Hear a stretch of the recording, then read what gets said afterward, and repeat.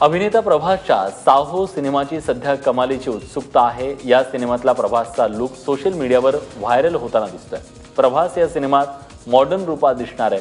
बाहुबलीच्या अभूतपूर्व यशानंतर साहोकडून बऱ्याच अपेक्षा आहेत।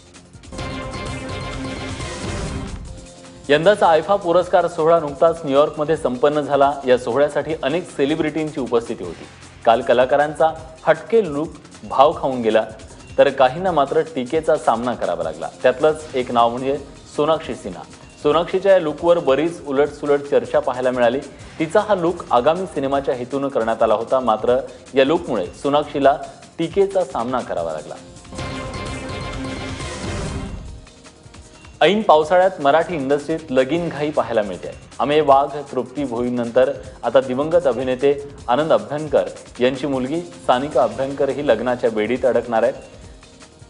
सानिकाचा नुकताच साखरपुडा पार पडला। आनंद अभ्यंकर म्हणून सानिकाची ओळख आहेच, शिवाय नृत्य, लेखन आणि दिग्दर्शन या तिन्ही क्षेत्रात तिनं आपली वेगळी ओळख निर्माण केली आहे। ढोलकीच्या तालावर या शोमध्ये ती सहभागी झाली होती। बाहुबली सिनेमात कटप्पाची भूमिका अजरामर करणारा अभिनेता सत्यराज यांच्या मुलीचे थेट पंतप्रधान नरेंद्र मोदींना पत्र लिहिलंय। या पत्रात दिव्यानं काही वैद्यकीय कंपन्यांविरोधात कारवाई करण्याची मागणी केली आहे।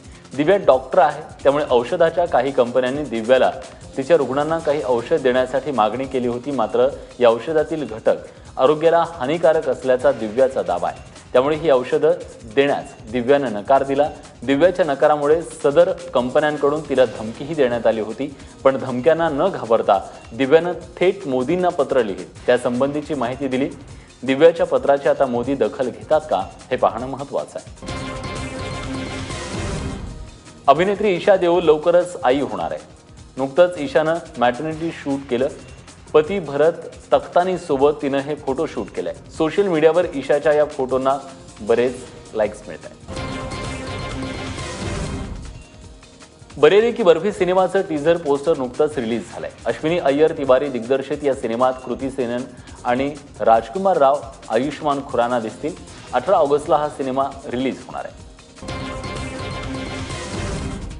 बॉलिवूड अभिनेता सुशांत सिंग राजपूत सध्या अमेरिकेतील न्यूयॉर्कमध्ये असून त्यानं एक फोटो इंस्टाग्रामवर शेअर केलाय। या फोटोत त्यानं एका मुलीला हात पकडलेला दिसतोय। माझ्या खासगी मुराद ओस्मान सोबत नाश्ता असं कॅप्शन सुशांतनं या फोटोला दिलंय।